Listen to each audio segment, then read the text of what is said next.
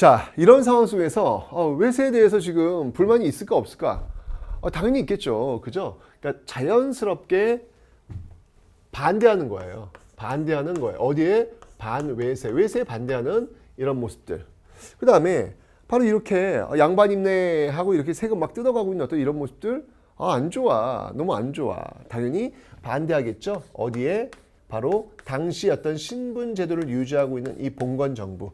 이 봉건 체제를 어찌 본다면 그러니까 쉽게 얘기하면 신분제가 존재하는 어떤 그런 시스템. 뭐 이렇게 갑시다. 좀 이해하기 쉽게. 그래서 이런 어떤 시스템에 반대하는 모습들 자연스럽게 나오는 거예요. 그죠? 이게 이제 시대의 어떤 과제란 말이에요. 그 시대의 과제. 반외세, 반봉건. 반외세, 반봉건의 어떤 시대 과제. 이 시대 과제를 담아내고 있는 사건이 바로 동학농민운동이더라라는 겁니다. 결국 이제 이 동학농민운동은 아래로부터의 개혁운동, 아래로부터의 개혁운동. 왜? 기층민들이 중심된 거니까. 갑신연맹 같은 경우에 소수 엘리트가 중심되어서 개혁을 이끌자라고 했던 것이고, 동학농민운동은 기층민들이 중심되어서 개혁을 이끌자라고 했으니까 아래로부터의 개혁운동이다라고 이야기할 수 있는 거예요. 자, 이 동학농민운동이 정말 이 전국적으로 확산되는 그런 계기가 있는데, 특히 그 중에 하나 그 이유가 뭐냐면 이 동학농민운동은 이런 포접제라는 조직이 있어요. 포접제. 그러니까 이 접주라 그러죠. 이게 접이 있는 거야. 지역별로 접이 있는 거예요. 그 접을 이끌고 있는 놈이 접주라고 하는데, 어쨌건 이 접들이 다 연결되어 있어요. 마치 피라미드 구조처럼. 그래서 어디 맨 위에 꼭대기에 딱 하나 소식 나눠주면 쫙 퍼지면서 아주 빠른 속도로 확산되는 어떤 그런 모습들. 이게 이제 조직화될 수 있는 그런 구조가 있다는 이야기죠. 이러면서 전국적으로 확산되는 게 이제 되는 건데, 자, 이 동학농민운동의 순서를 좀 한번 보셔야 돼요. 시험이 잘 나옵니다, 여러분들. 자, 우선 여러분 동학농민운동의 출발은 어디서 시작하냐면 교조신원운동에서부터 출발을 해요. 교조신원운동. 자, 이 교조신원운동이 뭐냐면 말 그대로 교주예요, 교주. 이 동학농민운동의 교주가 누구죠, 여러분들? 동학의 교주가 누구예요? 누가 만들었어요? 최재원이에요, 최재원. 근데 최재호가 결국은 사형당한다고요. 혹세무민한다 그래서. 그 교주의 명예를 다시 복귀시키는 운동을 한다는 얘기, 교조 신원 운동인 거예요. 명예회복을 한다는 얘기죠, 명예회복을. 왜냐면, 아니, 자신의 교주가 혹세무민한다고 지금 죽임을 당했어. 그럼 명예회복을 시키지 않으면 내가 믿고 있는 나 역시 혹세무민하는 어떤 그런 종교를 믿고 있는 거나 마찬가지잖아요. 그죠? 그래서 교조 신원 운동이 출발하는데 이게 뭐 받아들이질 않는다는 얘기죠. 그런 과정 속에서 이제 행동으로 나서게 되니 그게 바로 이제 1차 동학농민운동의 출발이다라고 볼 수 있겠습니다. 자, 1차 동학농민운동의 어떤 출발점이 됐던 곳은요, 바로 이 고부가 되겠습니다. 이 고부에 누가 있었냐면 이 조병갑이라는 인물이 있었어요. 이 조병갑이라는 군수가 있었는데, 사또죠. 그저를 다스리는 고부사또. 이 조병갑이 이게 제가 얘기했잖아요. 이게 세금을 뜯어가려고 난리를 친다고요. 이때 이제 만석보라고 하는 저수지를 짓게 해요. 그런데 원래는 보가 있어요. 왜냐면 이 저수지를 사용하는 대가를 지불해야 되는 거거든요. 그런데 있다고요. 원래 있는데 또 짓는 거야. 왜? 세금 더 거두려고. 아니 불필요한 저수지를 만들어서 세금을 내? 이거 불합리하잖아요. 그죠? 그에 대한 어떤 저항 속에서 일어난 게 바로 이 고부봉기였더라라는 거예요. 결국 이 조병감은 쫓겨납니다. 쫓겨나면서 이 문제가 좀 해결되는 듯 했는데, 이 문제를 조사하기 위해서 내려왔던 이용태라는 안핵사 이용태가 이 고부봉기 주동자를 잡아들인단 말이에요. 자, 이렇게 되면서 들고 일어납니다. 다시 이 봉기를 우리는 뭐라고 하냐면 백산봉기라 그래요. 백산봉기라고 합니다. 백산봉기.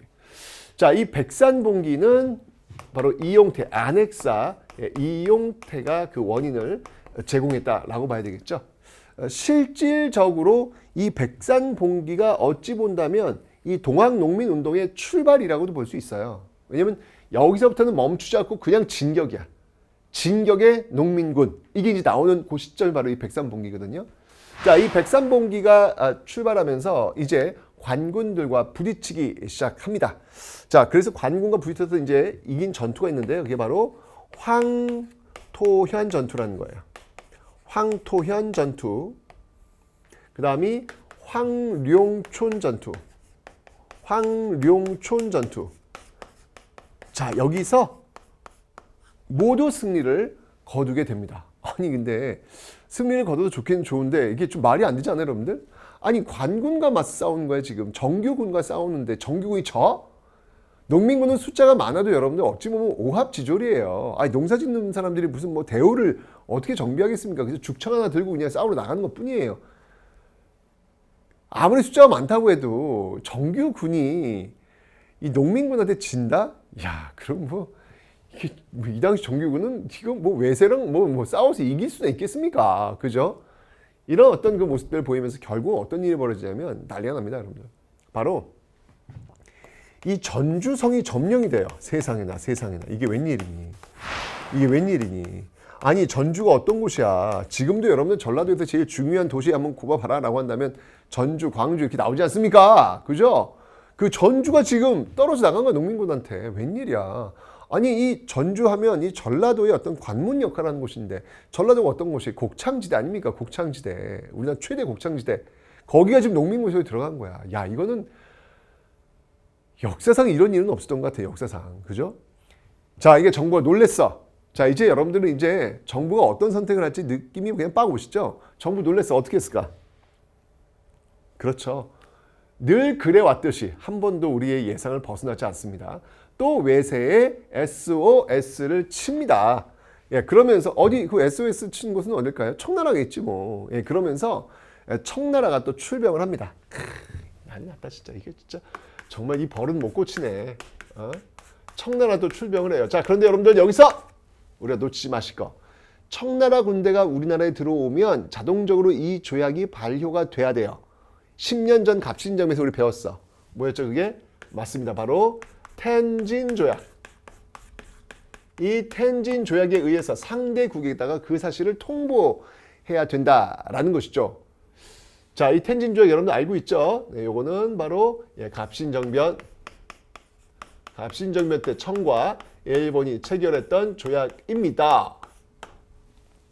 이 텐진 조약에 의해서 결국 일본이 파병을 합니다. 근데 여러분 이때 일본은 좀 다른 일본이에요. 왜냐하면 10년 전 그 갑신정변 때 그 창덕궁 교전에서 청에 패배했잖아. 그 원수를 갚겠다라고 10년 동안 칼을 갈다가 이제 드디어 출발하는 거야. 자, 심상치 않아요. 자, 어쨌건 간에 이런 일이 벌어지니까 이 조선 정부도 깜짝 놀란 거야. 뭐야? 청나라 또 들어오고 일본 들어오고 일본 지금 심상치 않아. 이러다 전쟁하는 거 아니야 우리나라에서? 화들짝 놀란 정부가 이 전주성을 점령한 농민군과 화해를 합니다. 그러니까 나는 너무 황당한 게 그럼 빨리 화해하지. 이렇게 일판 크게 벌여놓고 나서 왜 화해를 한다고 그래? 난 정말 이 당시 이 집권자들 보면 도대체 무슨 생각을 갖고 지금 이러는지 모르겠어요. 늘 외세 의존적이야. 늘 뭔가 있으면 외세에 의존해서 우리 문제 좀 해결해 주세요. 이런 식의 모습들이 나온다는 이야기죠. 결국은 이때쯤 놀랬던 이 정부가 농민군과 화해를 하게 되면서 이제 이 농민군들은 조건, 그러면 우리가 이게 풀 테니까 우리가 개혁할 수 있는 그 공간을 확보해 달라라는 이야기를 해요. 그래서 이 집강소를 통한 이 개혁을 단행하게 됩니다. 자, 전주화약 체결 이후에 체결했던 것, 바로 그것이 무엇이다. 그 개혁이 바로 폐정개혁이다라는 겁니다. 폐정개혁. 이 폐정개혁은 여러분들 집강소를 중심으로 해서 전개가 될 겁니다. 집강소를 중심으로 해서 이게 이제 개혁기구예요. 개혁기구. 농민군들의 개혁기구. 반면에 정부는 교정청이라는 걸 만들어요.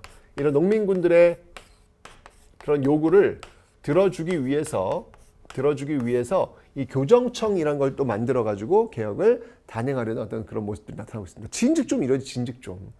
왜 이렇게 청나라 일본 들어오고 나서 이런 것들을 하냐고요. 참 속상해 죽겠어. 자, 어쨌건 이 폐정개혁의 내용들을 한번 살펴보면 어떤 내용들인지 한번 볼게요. 이 폐정개혁의 내용들 굉장히 중요합니다, 여러분들. 우선 어떤 것들을 주장하냐면 신분제 폐지를 주장합니다. 신분제 폐지를 주장합니다. 와우. 근데 이 신분제 폐지 어디 들어본 거 아니야?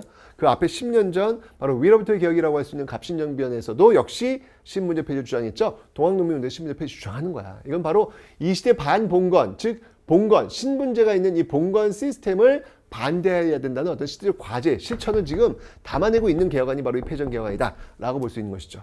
여기서 더 나아가서 여러분들 토지균분도 주장합니다. 토지균분. 와우, 역시 농민군들은 다르네. 토지균분 들고 나오고요.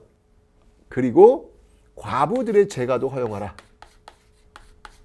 과부들의 이 재가도 허용하라. 라는 어떤 그런 주장들을 하고 있는 거예요. 자, 중요한 건 뭐냐면 이건 주장이에요. 아직 완전히 정책적으로 정부가 완전히 받아들인 건 아니지만 어쨌든 이렇게 이제 이런 개혁들이 지금 이루어지고 있더라라는 거 기억해 놓으시면 되겠습니다. 자, 그런데 이제 일본이 문제야, 일본이. 자, 이렇게 나름대로 지금 하고 있는데 일본이 지금 파병을 했다는 얘기예요. 이 텐진조에 의해서. 일본은 이번에 확실히 뭔가 잡겠다는 의지가 있었거든요. 이러면서 일본이 어떤 짓을 저지르냐면 바로 이 고종과 명성황후가 있는 이 경복궁을 점령해 버립니다. 아니, 동학농민군들 진압하러 온 사람들이라면 동학농민군을 진압해야지. 이거 뭐 하는 거야? 이거는 뭔가의 의도가 있다는 이야기죠.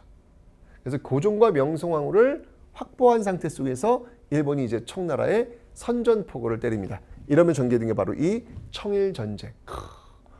청일전쟁, 여러분, 이 청일전쟁의 출발은 여러분 그 저 서해 쪽에 안산이라고 있어요. 안산. 그 안산 앞쪽에 풍도라는 섬이 있어요.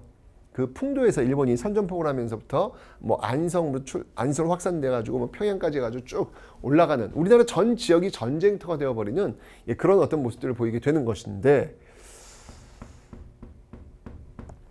가슴 아프죠. 지금 1894년은 여러분들 굉장히 중요한 해예요. 왜냐하면 동학농민운동이 일어났죠. 그리고 경복궁이 점령됐죠. 청일전쟁 벌어졌죠. 그리고 갑오개혁 단행되고 있죠. 아주 1894년은 복합적인 일들이 막 벌어지고 있기 때문에 여러분 꼭 기억을 좀 해놓으셔야 되겠습니다.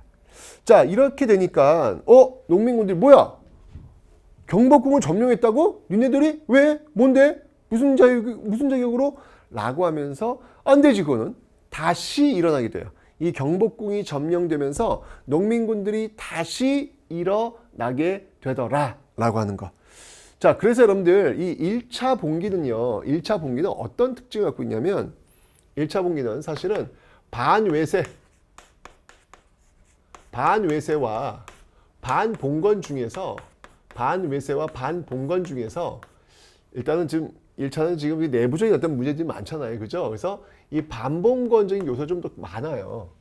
반면에 2차 봉기는 반외세와